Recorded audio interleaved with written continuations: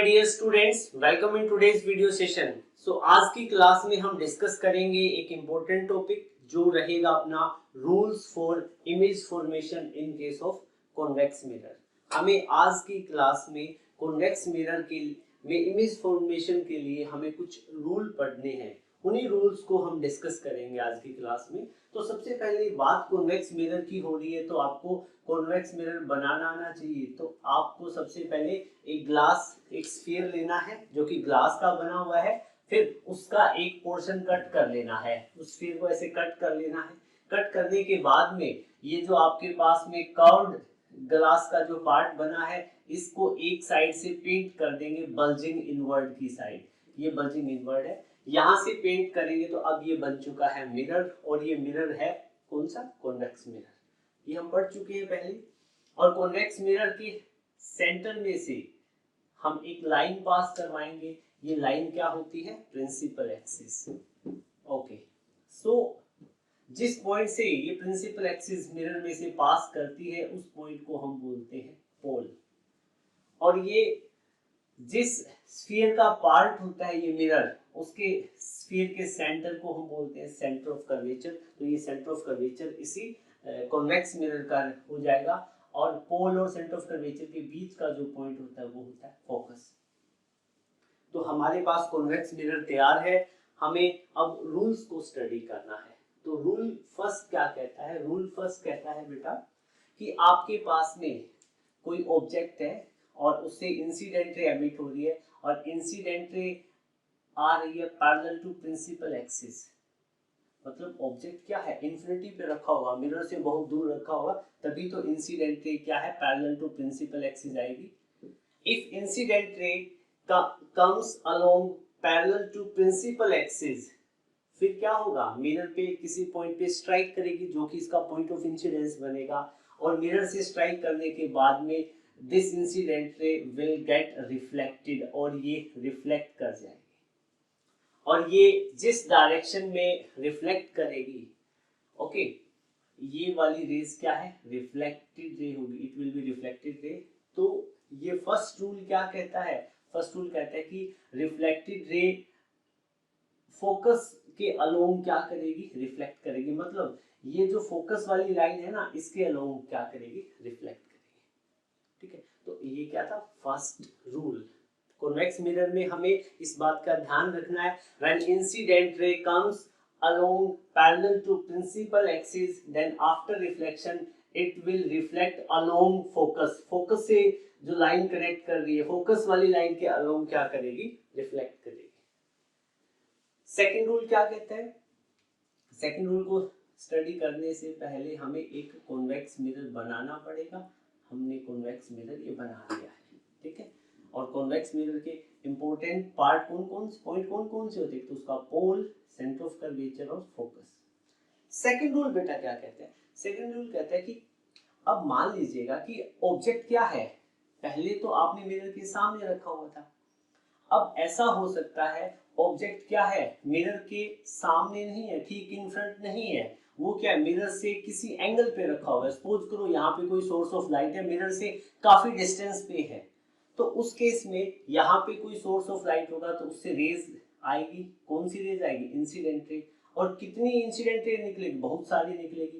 तो कह रहे हैं कि जब incident ray centre of curvature के अलोंग आए, मतलब क्या है? जब incident ray centre of curvature वाली लाइन, देखो ये वाली लाइन सीधी यहाँ पे हम कनेक्ट करें तो सेंटर ऑफ कर्वेचर पे मीट करती, ठीक है। लेकिन क्या मिरर आ गया ना, तो ये मीट नहीं करेगी, यहाँ सेंटर ऑफ कर्वेचर तक नहीं पहुंचेगी। तो क्या कह रहे हैं कि जब भी कोई incident ray centre of curvature वाली लाइन के अलोंग हो, तो उस केस में वो मिरर से रिफ्लेक्ट करके अपने पाथ को रिट्रेस करेगी। मतलब क्या है?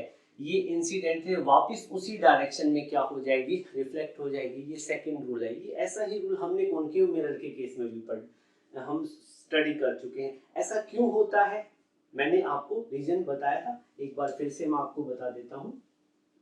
ऐसा इसलिए होता है बेटा, सपोज देखो यहाँ पे हमारे पास ये मिरर है, ओके, ये मिरर है, कॉन्वेक्स मिरर है, ये इसका सेंटर ऑफ कर्वेचर है, इसका फोकस है। और मैंने बताया कि incident ray centre of curvature के अलोंग आ रही है, ये इंसिडेंट रे है और कहाँ पे आ रही है, सेंटर ऑफ कर्वेचर वाली लाइन के अलोंग। मान लो सेंटर ऑफ कर्वेचर वाली लाइन मैंने ऐसे बना दी, ठीक है, तो यहाँ ऑब्जेक्ट होगा तो उसे कई सारी रेज एमिट होगी, एक रेज मतलब क्या है, सेंटर ऑफ कर्वेचर वाली लाइन के अलोंग आ जाती है तो वो रिफ्लेक्ट होकर अपने वापस पाथ को रिट्रेस क्यों करती है, मतलब अपने पाथ को रिट्रेस क्यों करेगी। क्या होता है बेटा, हम पढ़ चुके हैं कि सेंटर ऑफ कर्वेचर से और कोई भी लाइन जब हम स्फेरिकल मिरर के पार्ट पे टच करवाएंगे तो वो उस पे क्या होती है, परपेंडिकुलर होती है। तो मतलब इस मिरर का ये क्या बन जाएगा, नॉर्मल। क्या बन जाएगा, एन डैश क्या बन जाएगा, नॉर्मल। तो नॉर्मल के अलोंग जब इंसिडेंट रे आएगी, नॉर्मल के अलोंग जब इंसिडेंट रे आएगी तो एंगल ऑफ इंसिडेंस कितना बनेगा, जीरो। तो रिफ्लेक्ट होगा तो एंगल ऑफ रिफ्लेक्शन भी कितना बनेगा, जीरो। इसलिए ऐसा होता है। मैंने कॉन्केव मिरर के केस में आपको काफी डिटेल में बताया, बस वही सेम कहानी है, ठीक है। तो ये चीज तो मैंने आपकी नॉलेज के लिए ऐसे ही बता दी थी। अब हमें तो रूल्स को स्टडी करना है, तो रूल नंबर 2 आपको क्लियर है। If incident ray comes along the direction or the line joining the center of curvature या along the line joining the center of curvature, then after reflection it will retrace its original path, मतलब वो अपने original path को क्या करेगी, retrace करेगी। ये rule number 2 है। रूल नंबर 3 क्या कहता है बेटा, रूल नंबर 3 स्टडी करने के लिए हमें कॉन्वेक्स मिरर बनाना है, जो कि हमने बना दिया है। ये हमारा कॉन्वेक्स मिरर है, कॉन्वेक्स मिरर का ये फोकस है, ये सेंटर ऑफ कर्वेचर बनेगा, यहाँ बनेगा फोकस, ओके। रूल नंबर 3 क्या कहता है बेटा, कह रहे कि यहाँ ऑब्जेक्ट क्या है, मिरर के सामने किसी एंगल पे है, इन फ्रंट बिल्कुल सामने नहीं, किसी एंगल पे है, और उससे उस ऑब्जेक्ट से इंसिडेंटली, ऑब्वियसली बात, ऑब्जेक्ट से इंसिडेंटली एमिट होगी, और इंसिडेंटली एमिट होके कहाँ आ रही है, फोकस की तरफ। कहाँ पे आ रही है, फोकस की तरफ। तो क्या होगा, जब इंसिडेंट रे फोकस वाली लाइन के अलोंग आएगी तो कॉन्वेक्स मिरर से स्ट्राइक करने के बाद में और ये रिफ्लेक्ट होगी, तो after reflection it will become parallel to principal axis. क्या हो जाएगी, प्रिंसिपल एक्सिस के पैरेलल हो जाएगी। ये रूल नंबर 3 है। बेटा एक बात सुनो ध्यान से, जब भी फोकस की बात आए तो वहां एक पैरेलल का कॉम्बिनेशन तो आपको मिलेगा ही मिलेगा, इस चीज का आपको ध्यान रखना है। देखो पहले फर्स्ट रूल में आपने क्या देखा था, इंसिडेंट रे जब पैरेलल टू प्रिंसिपल एक्सिस आती है तो रिफ्लेक्ट होके फोकस के लोंग रिफ्लेक्ट होके फोकस वाली लाइन के लोंग चली जाएगी। लेकिन रूल नंबर 3 में भी क्या है, कुछ ऐसा ही देखने को मिलेगा। जब क्या कह रहा है कि कोई भी इंसिडेंट रे फोकस के लोंग आएगी तो रिफ्लेक्ट होके क्या हो जाएगी, वो प्रिंसिपल एक्सिस के पैरेलल हो जाएगी। तो प्रिंसिपल एक्सिस के यहाँ पे पैरेलल हो रही है। तो इमेज फॉर्मेशन जब हम कॉन्वेक्स मिरर में स्टडी करेंगे तो इन तीनों रूल का हमें अच्छे से ध्यान रखना है, ठीक है। तो रूल नंबर 4 क्या है, रूल नंबर 4 क्या कहता है, कहते हैं कि आपके पास में कॉन्वेक्स मिरर है, ठीक है, ये प्रिंसिपल एक्सिस है, यहाँ पे फोकस, यहाँ पे सेंटर ऑफ कर्वेचर। मुझे पता आपकी ड्राइंग बहुत अच्छी है तो आप अच्छे अच्छे डायग्राम बनाओगे, ठीक है। अब ये रूल 4th रूल क्या कहता है, कह रहे कि जब इंसिडेंट रे मिरर पे स्ट्राइक करती है, कहाँ पे, पोल पे, ठीक है, तो रिफ्लेक्ट वापस वो क्या कर जाएगी, रे रिफ्लेक्ट करेगी। अब देखो क्या है, अब यहाँ पे इंसिडेंट रे कहाँ रिफ्लेक्ट कर रही है, पोल पे। तो 4th रूल क्या कहता है कि इंसिडेंट रे पोल पे जब फॉल होगी, इंसिडेंट होगी, तो प्रिंसिपल एक्सिस के साथ में कोई एंगल बनाएगी। सपोज करो कितना एंगल बनाया, आई। तो कह रहे हैं कि जब पोल्स पे इंसिडेंट होने के बाद में, वो मिरर से टकराने के बाद में रिफ्लेक्ट होगी तो प्रिंसिपल एक्सिस के साथ में एक और एंगल बनाएगी, वो क्या होगा, small r, angle of reflection. तो ये दोनों एंगल सेम होंगे, एंगल आई और आर क्या रहेंगे, सेम।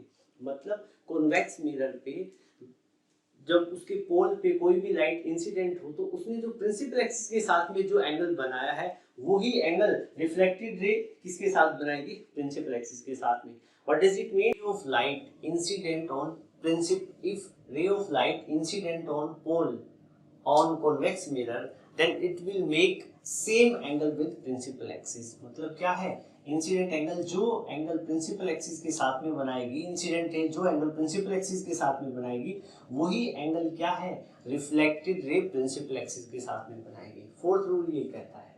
ओके, सो अब इसके बाद में हम क्या करेंगे, इमेज फॉर्मेशन देखेंगे कॉन्वेक्स मिरर में, इमेज फॉर्मेशन कैसे रहता है। सो जल्दी से आप इसको नोट करें, फिर हम आगे बढ़ें। सो स्टूडेंट, अब हम डिस्कस करेंगे image formed by convex mirror in when object is placed at different position।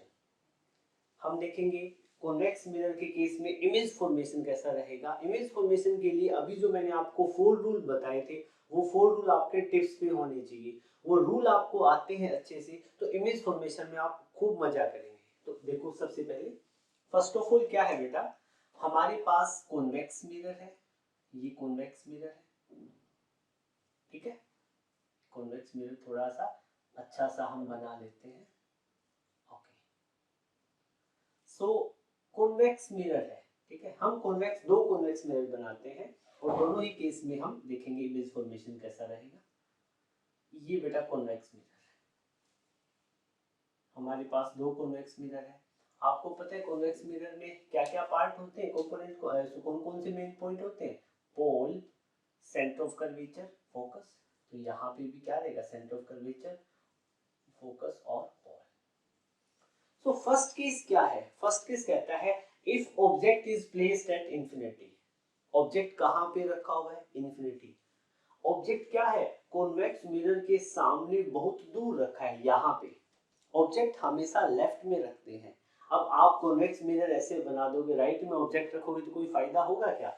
यहाँ पीछे तो कौन सा सरफेस है, यहाँ तो पेंटेड सरफेस होता है।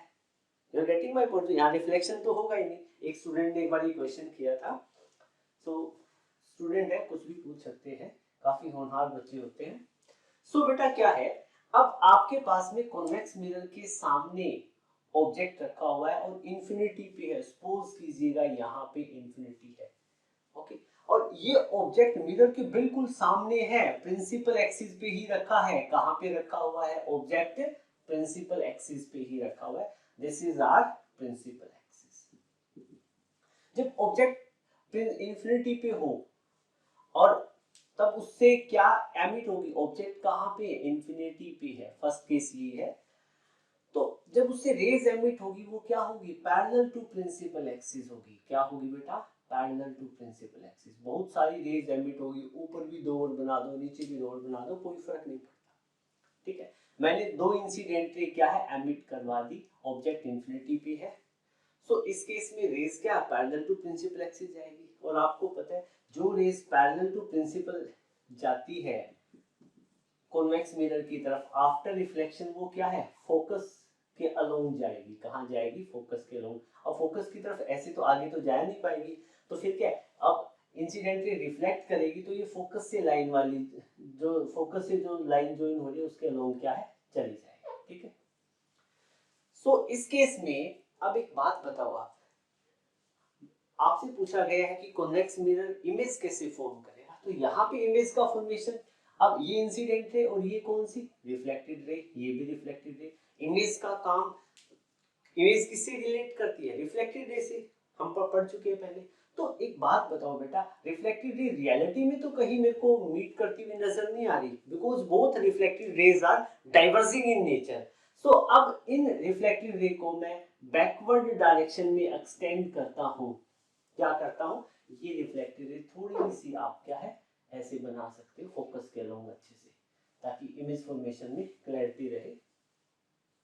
ओके, सो क्या है, ये जो रिफ्लेक्टेड रे है, ये इसको हम बैकवर्ड डायरेक्शन में एक्सटेंड करें, और ये वाले रिफ्लेक्टेड रे इसको बैकवर्ड डायरेक्शन में एक्सटेंड करें, तो ये किसी एक पॉइंट पे मिलती हुई अपीयर होगी, और वो पॉइंट क्या होगा, फोकस। मतलब ये दोनों रिफ्लेक्टेड रे कहाँ मीट कर रही है, फोकस पे अपीयर हो रही है, नॉट इन रियलिटी में मीट नहीं कर रही, they are appearing to meet. जब हमने इनको बैकवर्ड डायरेक्शन में एक्सटेंड किया, तो इसका मतलब इमेज कहाँ बनेगी, फोकस पे। Image will formed on focus, image focus पे बनेगी। You are getting my point. So इस केस में आप यहाँ पे कुछ पॉइंट नोट करेंगे, ठीक है। फर्स्ट पॉइंट क्या रहेगा, इमेज जो बनेगी वो कहाँ बनेगी, image will formed at focus, image बनेगी फोकस पे, ठीक है। और इमेज का साइज कैसा रहेगा, पॉइंट साइज होगा ना, दोनों रिफ्लेक्टेड रे किसी एक पॉइंट पे मिलती हुई अपीयर हो रही है, ठीक है। तो यहाँ पे क्या होगा, size of image will B point size, image will B point size, काफी छोटा साइज होगा इमेज का। और इमेज रियल होगी या वर्चुअल होगी, आपको पता है रिफ्लेक्टेड रे मिलती हुई अपीयर हो रही है, तो अपीयर वाली बात आ रही है, तो इमेज कैसी होगी, वर्चुअल इमेज, ओके। और आपको पता है virtual image are always erect, सीधी बनती है, तो इमेज कैसी बनेगी, इरेक्टेड। सो एक तो सिचुएशन ये बनती है कॉन्वेक्स मिरर के सामने ऑब्जेक्ट कहाँ रखा हो, इन्फिनिटी पे, just in front of mirror, okay. So दूसरा ये भी हो सकता है, आपके पास में कॉन्वेक्स मिरर तो है, इस मिरर को मैं थोड़ा सा नीचे बना लेता हूं ताकि डायग्राम हमारा अच्छा बने। सो यहाँ पे मेरे पास क्या है, कॉन्वेक्स मिरर है, ये प्रिंसिपल एक्सिस, यहाँ पे पोल, सेंटर ऑफ कर्वेचर, फोकस। सो बेटा अब सिचुएशन क्या है, हमारे पास जो ऑब्जेक्ट है वो है तो मिरर के सामने, जस्ट इन फ्रंट ऑफ, है तो मिरर के सामने, बट वो किसी एंगल पे यहाँ पे रखा हुआ है, यहाँ पे कोई टॉर्च बल्ब कुछ भी हो सकता है, तो ऑब्जेक्ट हमारा क्या है, मिरर के सामने रखा हुआ है किसी एंगल पे, if object is placed at an angle in front of mirror. So इस केस में है ऑब्जेक्ट इन्फिनिटी पे, मिरर से काफी डिस्टेंस पे है, तो आपको पता है जब ऑब्जेक्ट मिरर से काफी ज्यादा डिस्टेंस पे हो तो उससे निकलने वाली रेज क्या है, कैसी होती है, पैरेलल होती है, एक दूसरे के पैरेलल होती है, पैरेलल टू ईच अदर, जैसे इंसिडेंट रे भी क्या होती है, पैरेलल टू ईच अदर, लेकिन ऑब्जेक्ट मिरर के बिल्कुल सामने था तो प्रिंसिपल एक्सिस के भी पैरेलल हो जाती है। बट अब इस यहाँ पे केस अलग है, ऑब्जेक्ट किसी थीटा एंगल पे रखा हुआ है मिरर के सामने इनफाइनाइट डिस्टेंस पे, तो उस केस में उससे निकलने वाली रेज क्या है, इंसिडेंट रे एक दूसरे के पैरेलल होंगी, incident ray will be parallel to each other, okay. So अब क्या होगा, ये रेज कहाँ जाएगी, कॉन्वेक्स मिरर की तरफ, और कॉन्वेक्स मिरर से स्ट्राइक करेगी, इस कॉन्वेक्स मिरर पे इंसिडेंट होगी, एक यहाँ पे और यहाँ पे। अब एक बात बताओ, ऑब्जेक्ट से बहुत सारी रेज निकलेगी तो कोई तो एक ऐसी रेज होगी ना जो कहाँ पे है, जो सेंटर ऑफ कर्वेचर वाली लाइन के अलोंग हो, ऐसा होगा ना, ठीक है, क्योंकि बहुत सारी रेज एमिट होगी, जब ऑब्जेक्ट इंफिनिटी पे है उससे निकलने वाली रेज मिरर पे पहुंच रही है तो बहुत सारी रेज होगी, तो कोई ऐसी रेज होगी जो सेंटर ऑफ कर्वेचर और मिरर के साथ में जो लाइन जॉइन है उसके अलोंग कोई ना कोई रेज आएगी। और आपको पता है रूल नंबर हमने सेकंड देखा था, आई थिंक सेकंड ही था, तो उस केस में क्या है, जब कोई भी raise incident ray centre of curvature वाली लाइन के अलोंग हो तो आफ्टर रिफ्लेक्शन वो अपने पाथ को क्या करती है, रिट्रेस करती है, तो रिफ्लेक्ट होके वापस आ जाएगी, अपने सेम पाथ को क्या करेगी, रिट्रेस करेगी, ठीक है। फिर क्या है, अब कोई एक ऐसी रेज भी होगी जो क्या है, फोकस के अलोंग भी जाएगी, क्या जाएगी, फोकस वाली लाइन के अलोंग जाएगी, तो आपको पता है जब इंसिडेंट रे फोकस की तरफ क्या है, आती है, तो रिफ्लेक्शन के बाद में वो क्या है, प्रिंसिपल एक्सिस के अलोंग पैरेलल हो जाती है, it will reflect parallel to principal axis, ये हमने रूल्स में स्टडी किया था, you are getting my point. So just आपको रूल पे फोकस करना है, पैरेलल वाली लाइन को अच्छे से आप दिखा दो, ठीक है। तो बेटा आपने रूल लगा दिया, ठीक है। फिर क्या होगा, अब जब हमें तो इमेज फॉर्मेशन करवाना है, तो इमेज फॉर्मेशन कैसे होगा, ये वाली रेज है इसको थोड़ा सा अच्छे से आप मीट कर लो ऐसे, ठीक है, जब आप स्केल वगैरह से करोगे तो ये लाइन अच्छे से आप ये इमेज फॉर्मेशन दिखा पाओगे। अब एक बात बताओ बेटा, ये जो दोनों रिफ्लेक्टेड रे हैं, ये एक तो रिफ्लेक्ट करके ऐसे चलेगी, दूसरी है अगेन दोनों रिफ्लेक्टेड रे क्या है, डाइवर्जिंग इन नेचर है, सो इस केस में क्या रिफ्लेक्टेड रे रियलिटी में मीट कर सकती है, मुझे तो नहीं लगता, ऐसा पॉसिबल ही नहीं है, तो डाइवर्जिंग रे कभी मीट नहीं करेगी, पैरेलल तो इंफिनिटी पे मीट कर सकती है, पॉसिबिलिटी है, तो दोनों रिफ्लेक्टेड रे को जब मैं बैकवर्ड डायरेक्शन, जैसे ये वाली लाइन को मैं ऐसे रब कर देता हूँ, ठीक है, जैसे इंसिडेंट रे आई मिरर से स्ट्राइक करके रिफ्लेक्ट करके ऐसे चली जाएगी, इंसिडेंट रे फोकस के अलोंग आएगी, रिफ्लेक्ट करके पैरेलल टू प्रिंसिपल एक्सिस चली जाएगी, ठीक है। अब दोनों रिफ्लेक्टेड रे कहीं मीट नहीं करेगी, बट क्या है, मैं रिफ्लेक्टेड रे को बैकवर्ड डायरेक्शन में एक्सटेंड करता हूं, और ऐसे मैंने एक्सटेंड कर दिया, आगे तक कहीं तक भी करवा दो, ठीक है। और इस केस में भी मैं रिफ्लेक्टेड रे को बैकवर्ड डायरेक्शन में एक्सटेंड करता हूं, तो ये इस पॉइंट पे दोनों रिफ्लेक्टेड रे मिलती हुई अपीयर होती है, और जिस पॉइंट पे ये मिलती हुई अपीयर होगी वो पॉइंट कहां पे होगा, वो फोकस होगा, कहां होगा, फोकस पे।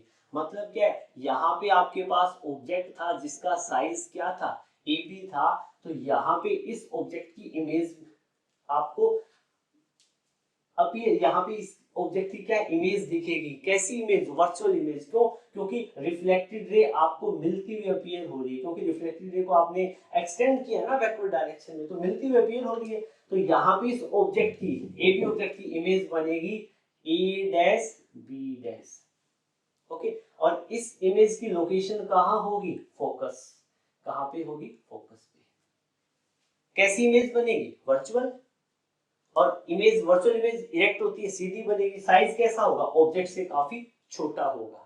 You are getting my point. So इस केस में, सेकंड केस में क्या रहेगा, इमेज की स्पेसिफिकेशन आप लिख दो, इमेज कहाँ बनेगी, इमेज विल फॉर्म, इमेज यहाँ पे image will be formed at focus. Image कहां पे बनेगी, फोकस पे ही बनेगी, ठीक है। और इमेज का साइज कैसा होगा, हाईली डिमिनिश्ड, हाईली, बिल्कुल छोटा साइज हो जाएगा, highly diminished in size, image का साइज छोटा रहेगा। और कहां बनेगी, फोकस भी हमने लिख दिया। और इमेज रियल हो गया, वर्चुअल, रिफ्लेक्टेड रे मिलती हुई अपीयर हो रही है तो वर्चुअल इमेज होगी। इमेज कैसी होगी, वर्चुअल, और सीधी बनेगी ना, बिल्कुल वर्चुअल और इरेक्ट। जो प्रिंसिपल एक्सिस के ऊपर कोई भी इमेज ऊपर की तरफ बनती है वो कैसी होती है, इमेज इरेक्ट होती है और वर्चुअल होती है, ओके। सो ये दोनों केस हमने डिस्कस कर लिए, जल्दी नोट करो, फिर नेक्स्ट केस स्टडी करते हैं। हमारे पास अगला केस है, when object is placed between infinity and pole। Convex mirror के केस में जब ऑब्जेक्ट को क्या है, हम इन्फिनिटी और पोल के बीच में कहीं पे भी रख दें, तो उस केस में इमेज फॉर्मेशन कैसे रहेगा, इमेज कैसे बनेगी, वो सिचुएशन हम देखेंगे। सो इसके लिए सबसे पहले हमें क्या करना है, कॉन्वेक्स मिरर बनाना है। ये हमने कॉन्वेक्स मिरर बना दिया है, और ये क्या है, प्रिंसिपल एक्सिस।